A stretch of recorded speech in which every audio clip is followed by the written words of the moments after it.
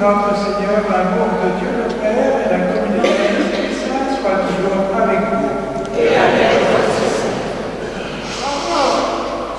On est heureux de faire un acte de foi en venant dans l'église. Alors moi j'arrive du fond, j'ai l'impression qu'il n'y a personne, et quand j'arrive devant, après avoir recensé l'hôtel, je vois une belle assemblée. C'est magnifique. Nous sommes réunis, nous sommes rassemblés pour célébrer l'amour de Dieu pour nous. Jésus nous parle encore une fois dans l'Évangile. Un amour de Dieu qui dépasse les frontières, puisque dans les actes, nous entendrons le récit de l'évangélisation de la maison de Corneille, un centurion romain. Dieu ne regarde pas à l'origine des personnes, mais il voit le cœur ouvert, le cœur du juste, et qui cherche à vivre sa vie de façon droite. L'amour de Dieu nous rejoint lorsque déjà nous avons un cœur ouvert. C'est pourquoi au seuil de cette Eucharistie, nous demandons au Seigneur de nous purifier nos cœurs des souillures de la haine, de tout ce qui fait obstacle à l'amour. Je confesse à Dieu je reconnais devant vous, frères et sœurs, que j'ai péché en pensée, en parole, par action et par omission. Oui, j'ai vraiment péché. C'est pourquoi je suis la manière de notre Vierge Marie, les anges et tous les saints, et vous aussi, mes frères et sœurs, de prier pour moi, le Seigneur notre Dieu. Que Dieu Tout-Puissant nous fasse miséricorde, qu'il nous pardonne nos péchés et nous conduise à la vie éternelle. Amen. Amen.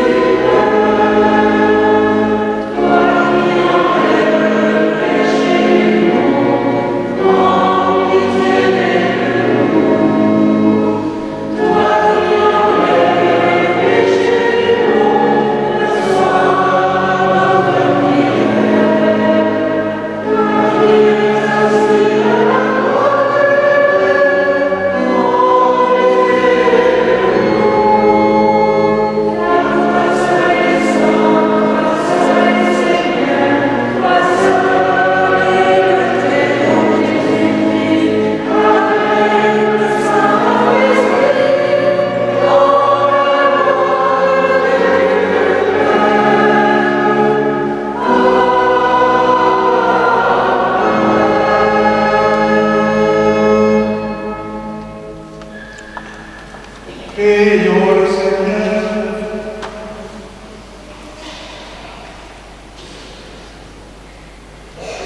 Dieu Tout-Puissant, accorde-nous en ces jours de fête de célébrer avec ferveur le Seigneur ressuscité.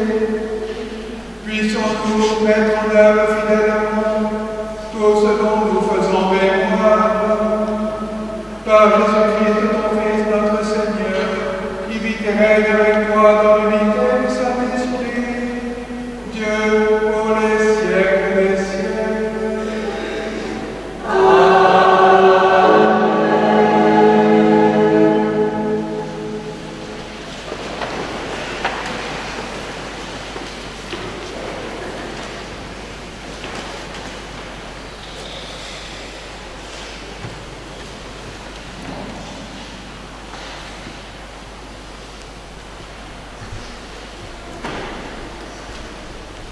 Lecture du livre des Actes des Apôtres.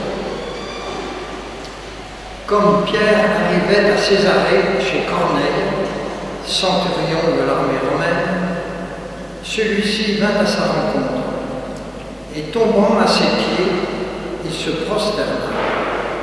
Mais Pierre le releva en disant « Lève-toi, je ne suis qu'un homme moi aussi. » Alors Pierre prit la parole et dit « En vérité, je le comprends, Dieu est impartial. Il accueille, quelle que soit la nation, celui qui le craint et dont les œuvres sont justes. » Pierre parlait encore quand l'Esprit Saint descendit sur tous ceux qui écoutaient la parole.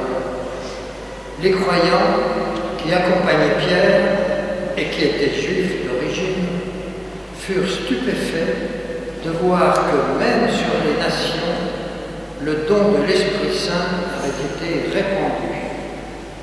En effet, on les entendait parler en langue et chanter la grandeur de Dieu. Pierre dit alors, « Quelqu'un peut-il refuser l'eau du baptême à ces gens qui ont reçu l'Esprit Saint, tout comme nous ?» Et il donna l'ordre de les baptiser au nom de Jésus-Christ. Alors ils lui demandèrent de rester quelques jours avec eux. Parole du Seigneur.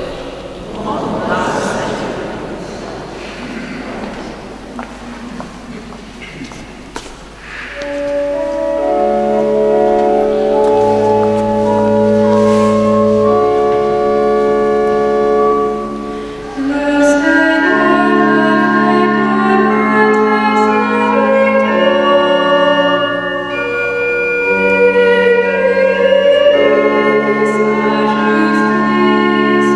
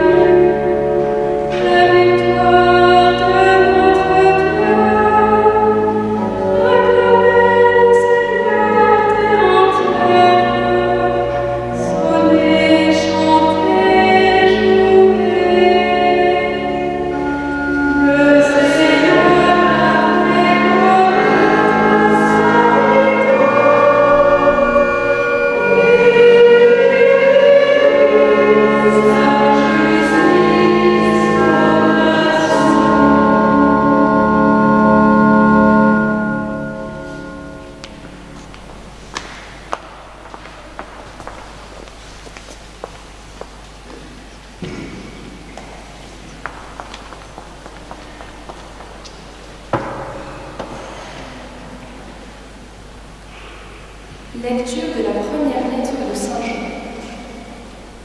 Bien-aimés, aimons-nous les uns les autres, puisque l'amour vient de Dieu.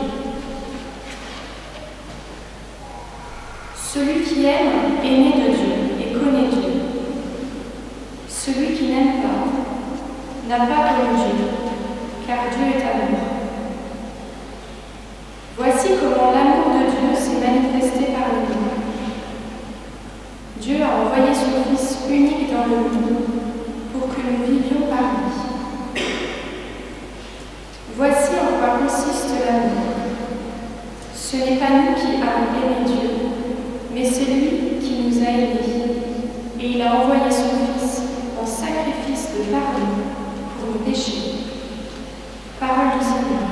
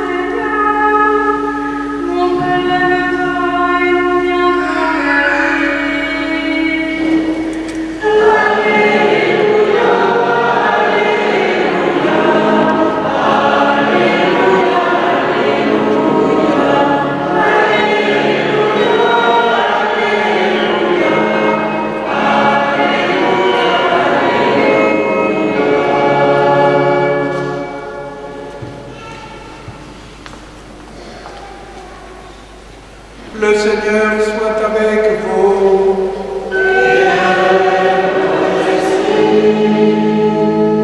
Évangile de Jésus-Christ selon saint Jean.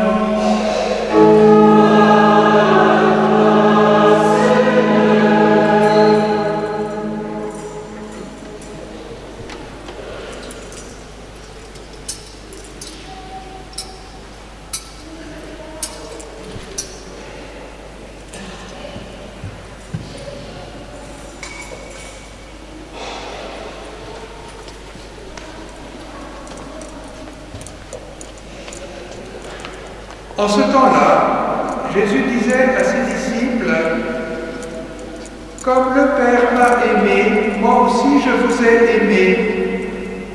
Demeurez dans mon amour. Si vous gardez mes commandements, vous demeurerez dans mon amour, comme moi j'ai gardé les commandements de mon Père, et je demeure dans son amour.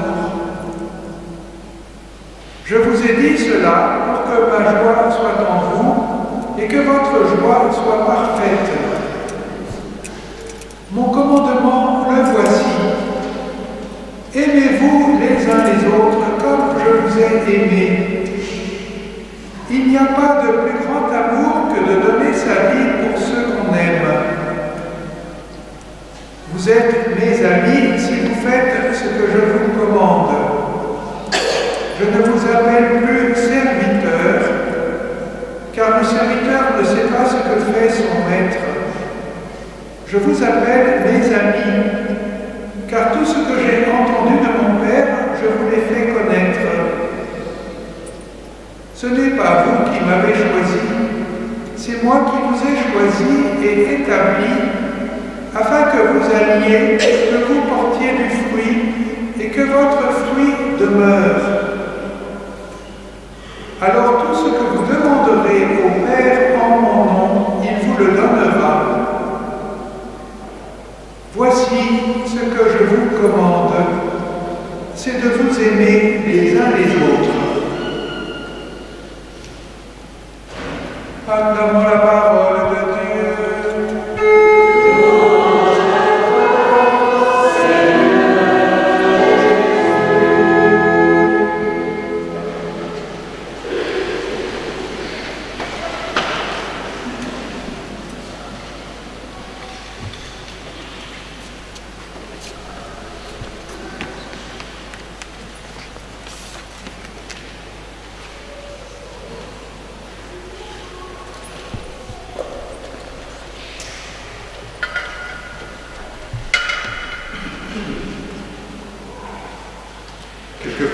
demandons si nous avons la foi.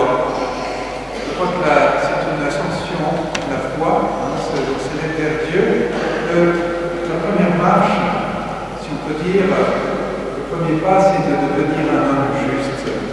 On parle souvent des justes dans l'histoire sainte, et c'est ainsi que l'on qualifie aussi aujourd'hui des personnes remarquables qui ont défendu la vie de leur prochain, par exemple lors de la Seconde Guerre mondiale, avec la Shoah, ou bien tout simplement des hommes qui ont toujours eu de la bienveillance, de l'empathie à l'égard de leur entourage. Mais qu'est-ce qu'un juste dans le sens biblique, dans le sens chrétien? Le juste est celui qui fait des œuvres de justice, là je dis la Missade, mais c'est celui qui a la constante et ferme volonté de donner à Dieu et à son prochain ce qu'il aurait dû. À chacun. Il a de la piété et il vit dans un attachement filial à Dieu, une louange aimante, et tout ça s'exprime dans un culte rendu à Dieu et puis dans des actes. C'est un homme de prière qui craint de faire de la peine à Dieu parce qu'il aime son Dieu. Et celui qui est juste envers Dieu le montre par une attitude juste envers son prochain. On ne peut pas séparer les deux, vous le savez, avec l'incarnation. Nous savons que nous servons Dieu, nous servons le prochain. Dans les actes des apôtres, Corneille est présenté comme un homme juste. Pierre en témoigne, il dit Dieu accueille, quelle que soit la nation, celui qui le craint et dont les œuvres sont justes. Notons que la crainte dont il est question n'a rien à voir avec la peur. Il ne fuit pas Dieu, au contraire, il le révère. Il le révère humblement parce qu'il est conscient de la majesté de Dieu, de sa grandeur, de sa puissance. Cette crainte et cette piété de Corneille, qui est issue d'une nation qui ne connaît pas le Dieu d'Israël, le Dieu créateur, eh bien, lui permettent d'avoir un cœur disposé, un cœur ouvert, et disposé donc à entendre la bonne nouvelle.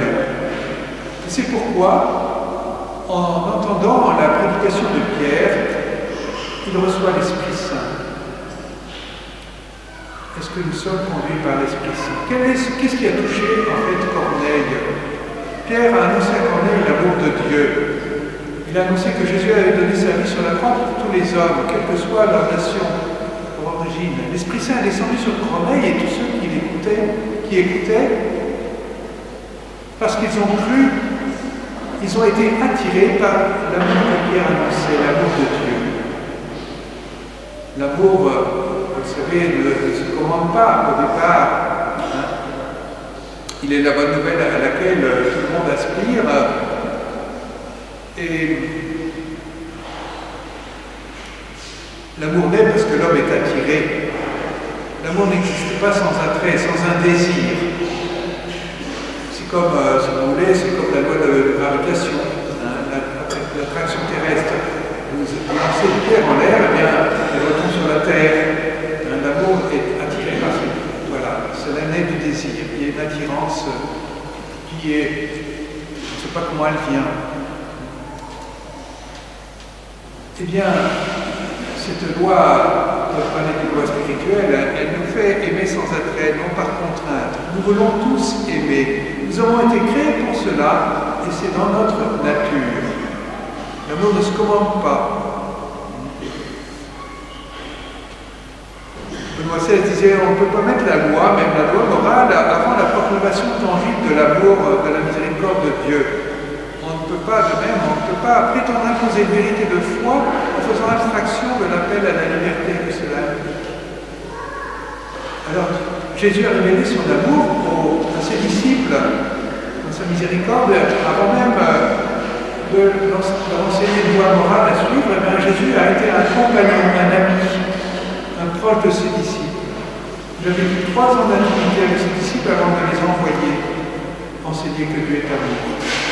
Alors pourquoi, dans l'évangile que nous venons d'entendre, Jésus nous dit, nous donne un commandement, le commandement d'aimer. Est-ce que cela va pas contre tout ce qui a été dit? Eh bien, en fait, vous le savez, nous en sommes conscients, nous en faisons l'expérience, L'amour a besoin d'être guidé parce que nous sommes blessés, parfois esclaves de nos passions, d'ambitions égoïstes. Nous nous trouvons souvent dans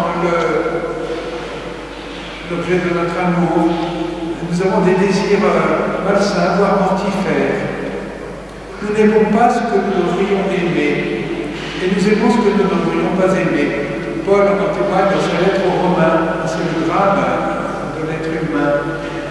Si nous savions toujours aimer correctement, en toutes circonstances, il n'y aurait pas de place pour la haine. Nous n'aurions pas besoin de loi comme tutelle. Et la loi a été donnée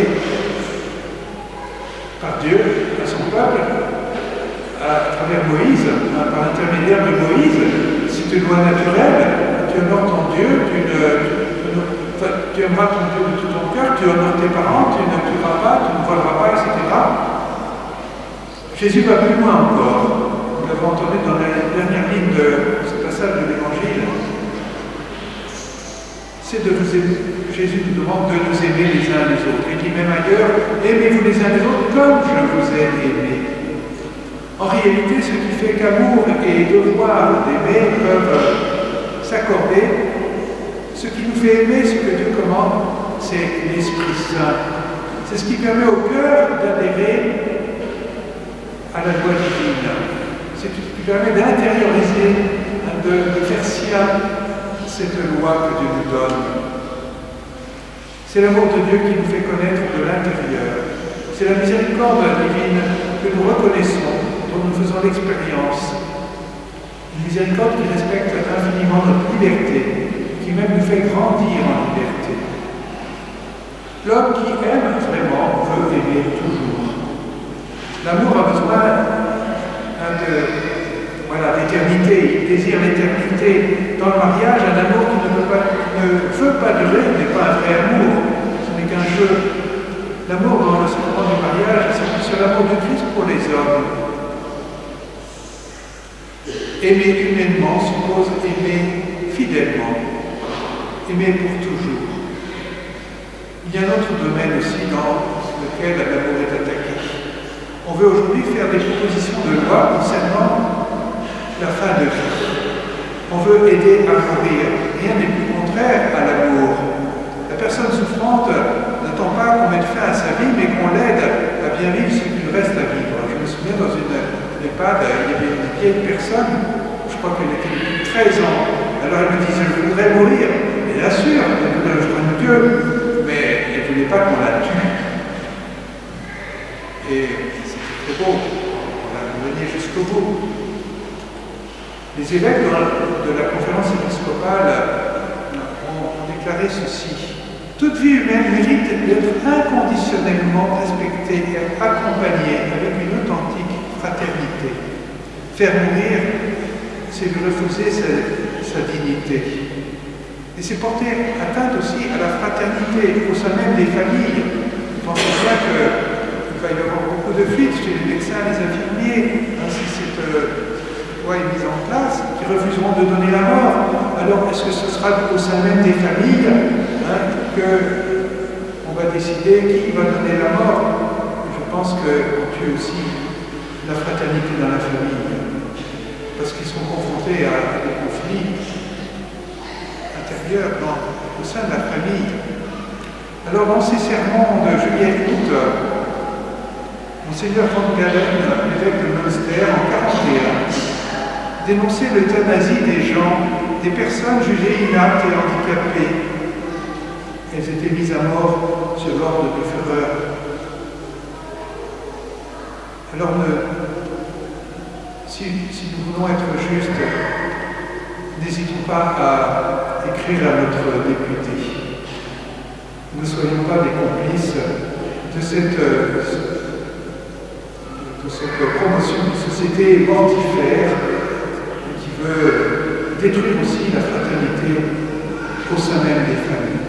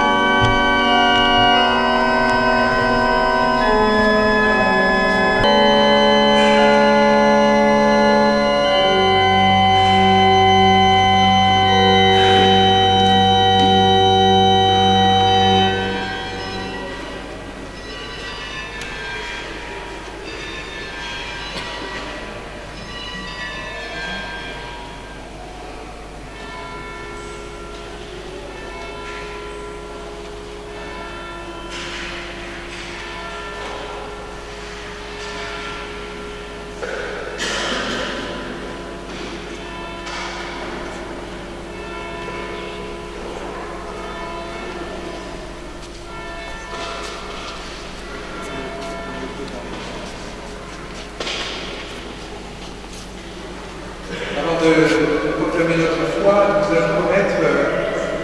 allons prier pour les servants des hôtels et remettre des croix à quelques-uns.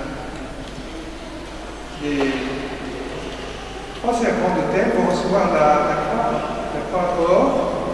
Ils porteront sur leur peau, c'est le signe de leur engagement à aimer, à servir le Christ.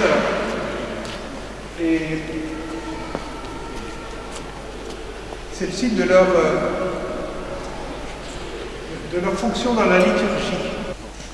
On va bénir les croix. Donc j'appelle...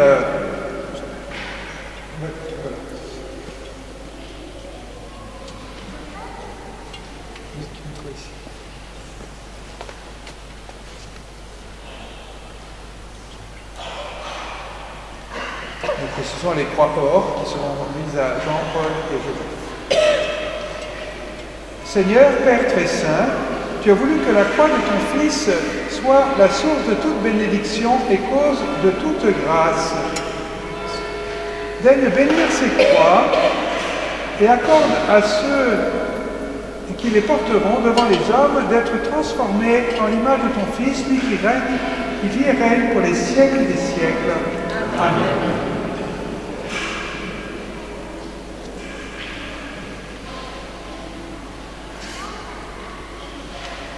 Vous êtes engagés au service de l'autel afin de vivre au plus près la liturgie, d'aider notre communauté dans sa prière.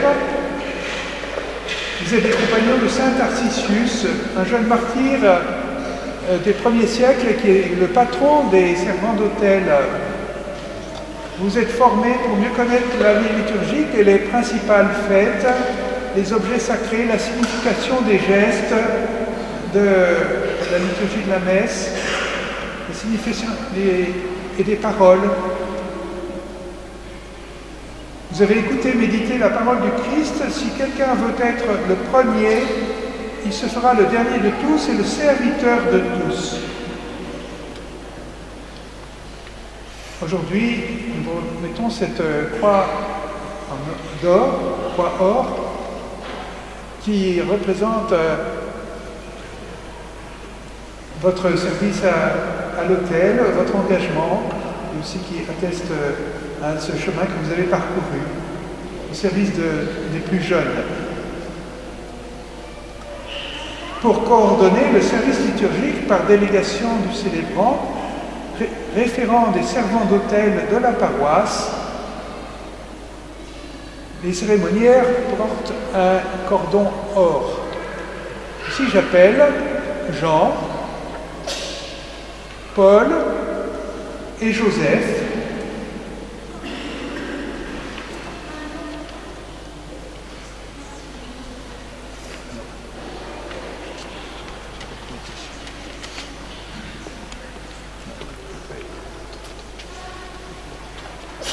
Entre le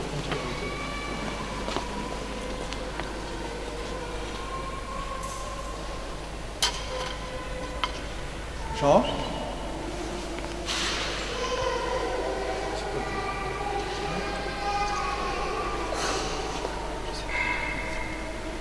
Jean reçoit cette croix, la croix, signe de l'amour du Christ et signe de ta foi.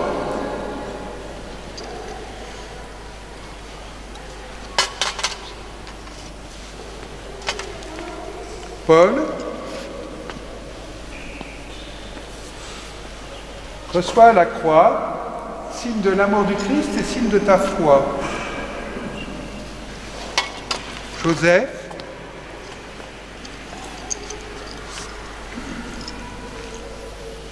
reçoit la croix,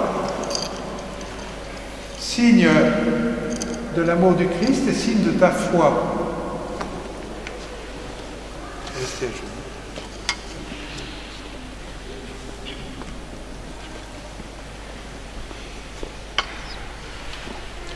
Au jeudi saint, le Seigneur Jésus a confié le sacrement de son corps et de son sang à l'Église, comme source et sommet de toute vie chrétienne.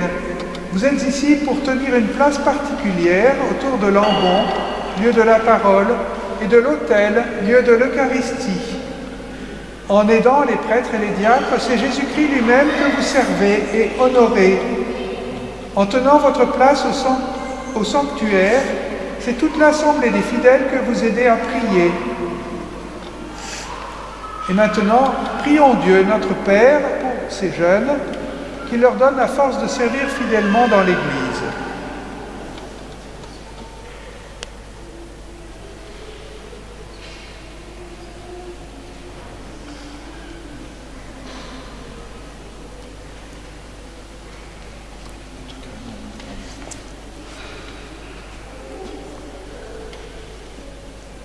Dieu de bonté, nous avons reçu de ton Fils le pain de vie, et nous avons appris de lui à t'appeler notre Père. Bénis Jean, Paul et Joseph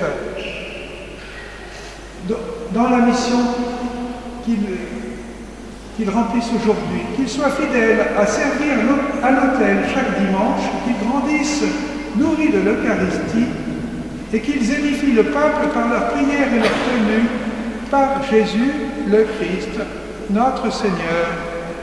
Amen. Nous nous levons maintenant pour proclamer notre foi.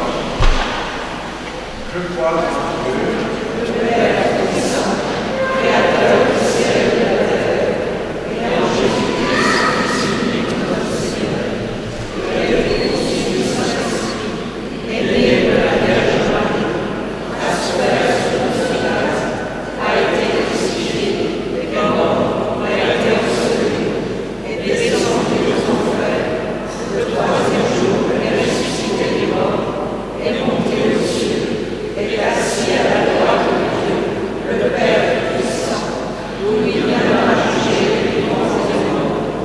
Je crois en l'Esprit Saint, à la Sainte Église catholique, à la communion des saints, à la rémission des péchés, à la résurrection de la chair, à la vie éternelle. Amen. Frères et sœurs, supplions notre Seigneur, notre Père Tout-Puissant, afin que par sa résurrection, le Christ apporte joie, paix au monde.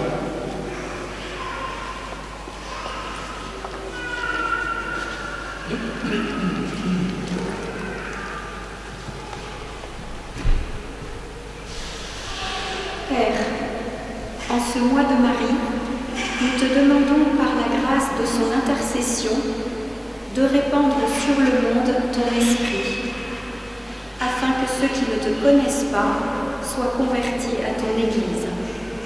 Au nom de Jésus-Christ, nous te prions.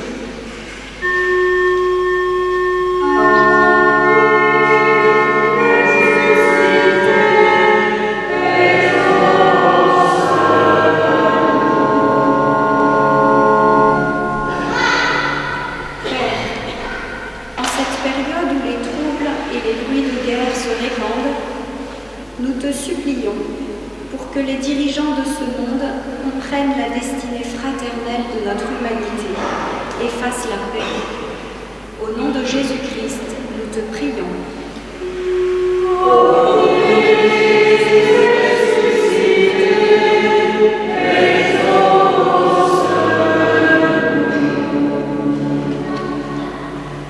Père, aide-nous par ton amour à faire jaillir dans le monde un esprit de solidarité envers tous ceux qui sont dans le besoin, pour que l'espérance vive dans les cœurs.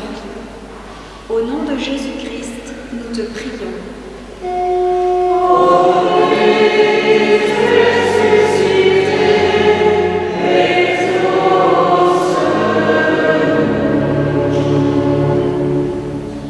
Père, nous te rendons grâce de pouvoir nous rassembler devant ton autel et pour tous les saints sacrements donnés par les prêtres. Remplis-nous d'une sainte crainte d'amour pour toi dans la pratique des vertus. Au nom de Jésus-Christ, nous te prions.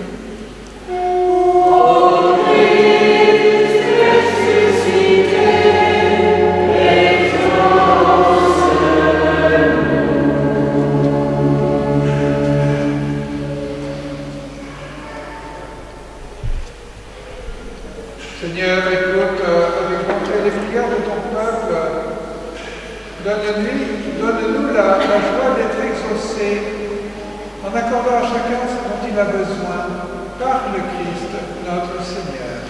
Amen.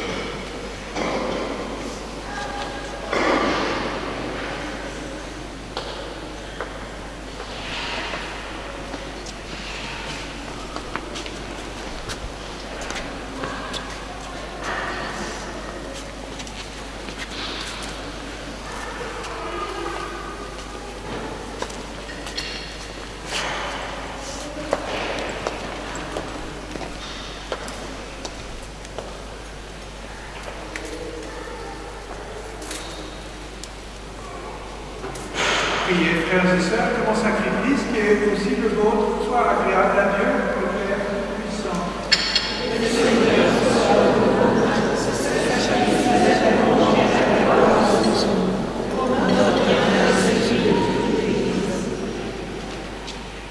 Que nos prières remontent vers toi, Seigneur, avec ces offrandes pour le sacrifice. Dans ta bonté, purifie-nous, et nous serons mieux préparés au sacrement de ton amour infini.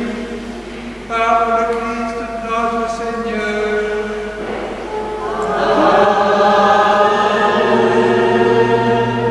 Le Seigneur soit avec vous. Et avec votre esprit. Élevons notre cœur. Rendons grâce au Seigneur notre Dieu.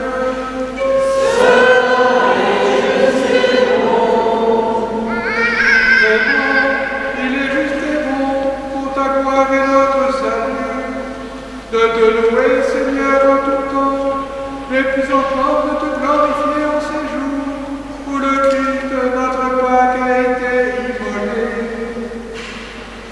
Il ne cesse pas de s'offrir pour nous et demeure éternellement notre défenseur auprès de toi. Immolé, il a vaincu la mort. Mis à mort, il est toujours vivant. C'est pourquoi la joie pascale rayonne par tout l'univers. La terre entière exulte, les puissances d'en haut et les anges dans le ciel chantent sans fin l'hymne de ta gloire.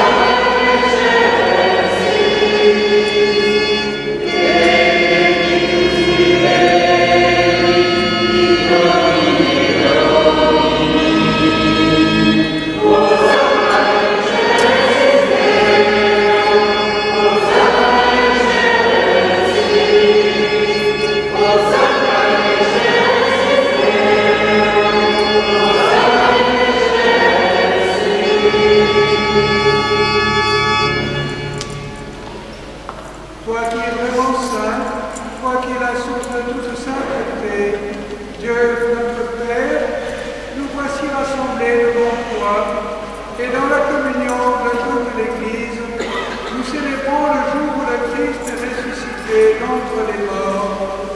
Par lui que tu as élevé à ta droite, nous te prions. Sanctifie ces offrandes en répandant sur elles ton esprit, qu'elles deviennent pour nous le corps et le sang de Jésus le Christ, notre Seigneur. Au moment d'être livré et d'entrer librement dans sa passion, il prit le pain, il rendit grâce, il le rompit et le donna à ses disciples en disant : Prenez et mangez-en tous, ceci est mon corps livré pour vous.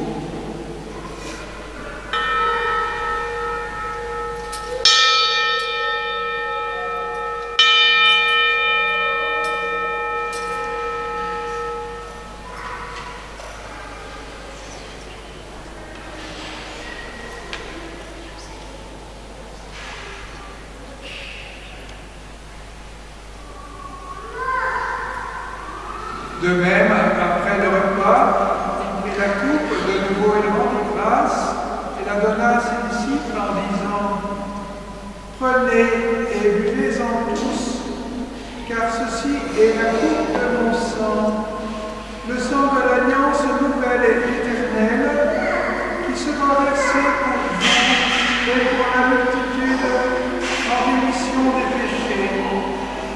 Vous ferez cela en mémoire de moi.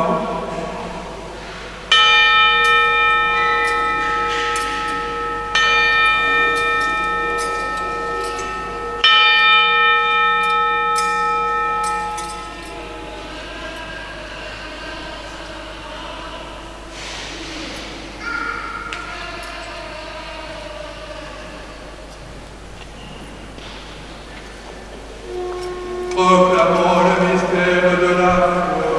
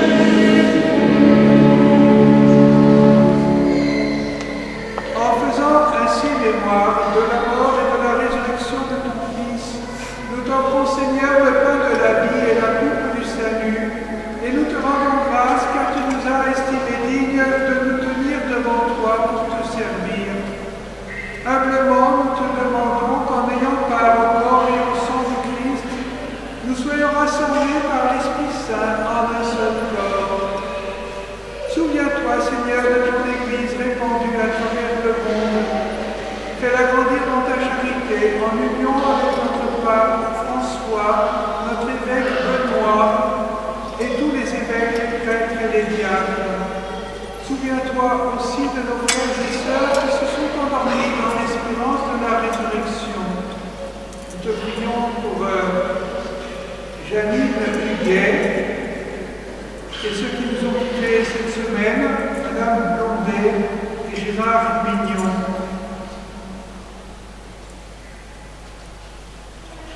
Et souviens-toi dans ta miséricorde de tous les défunts, accueille-les dans la lumière de ton visage. Sur nos tous, enfin, nous implorons ta bonté. Permets qu'avec la Vierge Marie, la bienheureuse Mère de Dieu, avec Saint Joseph, son époux, les apôtres et tous les saints qui ont fait ta joie au long des âges, nous ayons part à la vie éternelle et que nous chantions ta louange et ta gloire par ton Fils Jésus, le Christ. Avec lui et en lui, à toi, Dieu le Père Tout-Puissant, dans l'unité du Saint-Esprit, tout honneur et toute gloire pour les siècles des siècles.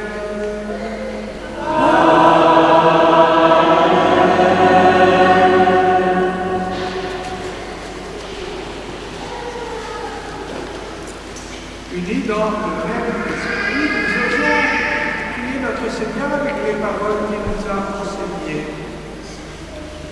Notre Père, qui es aux cieux, que ton nom soit sanctifié, que ton règne vienne, que ta volonté soit faite sur la terre comme au ciel. Donne-nous aujourd'hui notre pain de ce jour. Pardonne-nous nos offenses, comme nous pardonnons aussi à ceux qui nous ont offensés, et ne nous laisse pas entrer en tentation, mais délivre-nous du mal. Délivre-nous du mal, Seigneur, donne la paix à notre temps. Soutenus par ta miséricorde, nous serons libérés de tout péché, à l'abri de toute épreuve, nous qui attendons que se réalise cette bienheureuse espérance, l'avènement de Jésus-Christ, notre Sauveur.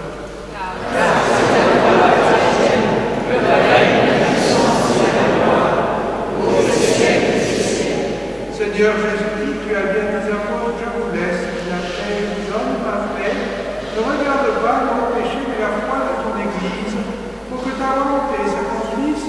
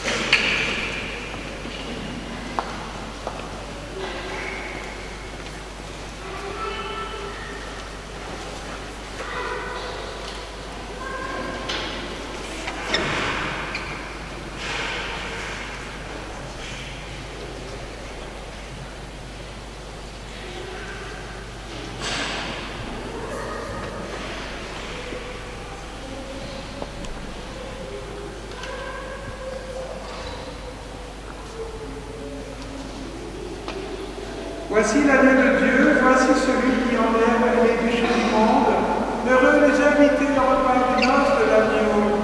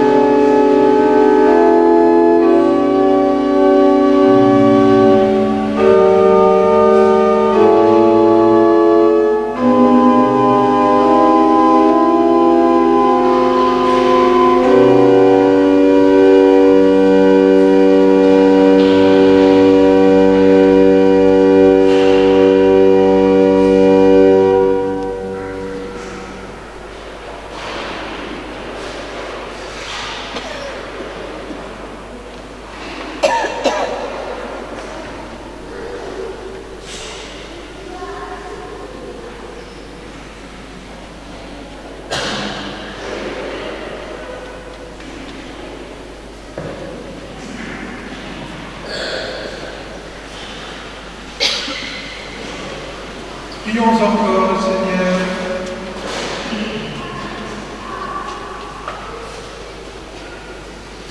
Dieu éternel et tout-puissant, dans la résurrection de Christ, tu nous recrées pour la vie éternelle. Multiplions-nous les fruits du sacrement pascal, répandons nos cœurs en force de cette nourriture qui apporte le salut. Par le Christ notre Seigneur.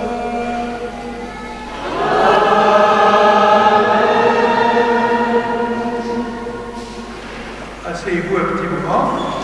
Deux annonces à vous faire. D'abord,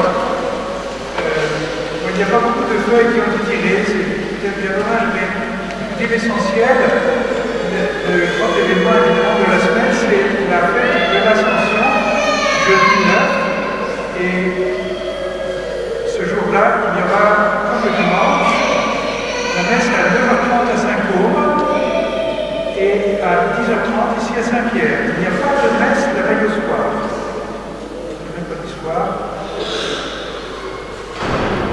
C'est la messe de 18h de mercredi, quoi. Donc deux messes, jour de l'Ascension, 9h35, 10h30 à Pierre, et pas la messe non plus le jeudi soir. Donc le mercredi soir, il y avait une messe, mais la messe de la Férie, et c'est pas une messe de l'Ascension, et le jeudi soir, il n'y a pas de messe. Puis je laisse la parole avant de la...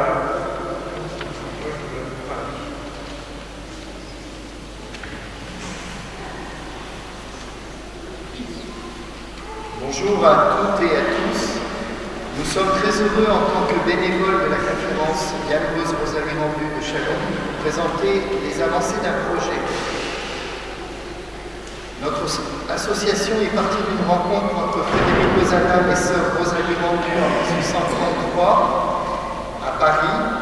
Il touche du doigt la misère humaine sous toutes ses formes et il formule la devise de la Société Saint-Vincent de Paul, être présent tout simplement. À Chalon-sur-Saône, nous sommes présents depuis 1844. Quelles sont nos actions ? Les pauvres représentent la part préférée des vins anciens. Nous faisons des maraudes pour les gens de la rue, des visites à domicile en institution, de l'aide à des personnes isolées et à des familles en difficulté, de la distribution alimentaire, d'une manière générale, tous ceux que nous appelons les invisibles, puisque notre regard ne rencontre pas le leur. À Chalon-sur-Saône, en plus de toutes ces actions, nous avons un partenariat avec les centres d'aide alimentaire, avec d'autres sociétés caritatives, avec les paroisses, les scouts et les collégiens du devoir. Notre projet Accueil Sourire, qui ouvrira ses portes aux alentours du 14 mai, sera un lieu de rencontre, d'écoute, d'amitié, de partage. Situé en ville, 21 rue de Lyon, près d'ici. Et celui qui poussera la porte de ce lieu trouvera un peu de chaleur, un regard qui relève, avec une vision humaine et respectueuse. En pratique, vous pouvez nous aider à amplifier cette chaîne de solidarité et de fraternité en devenant vous-même des acteurs indirects. Pour cela, indiquez-nous les coordonnées des personnes qui ont besoin d'aide ou bien rejoignez notre équipe de bénévoles. Nous vous adressons un immense merci pour votre écoute bienveillante et vos dons qui seront toujours bien accueillis.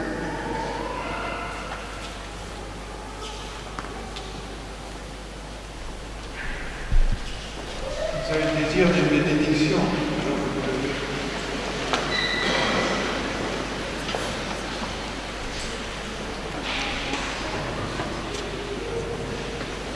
Le Seigneur soit avec vous. Et avec votre esprit. En ressuscitant son Fils unique, Dieu vous a accordé le bienfait de la rédemption. Il a fait de vous ses enfants, qu'il vous donne la joie de sa bénédiction.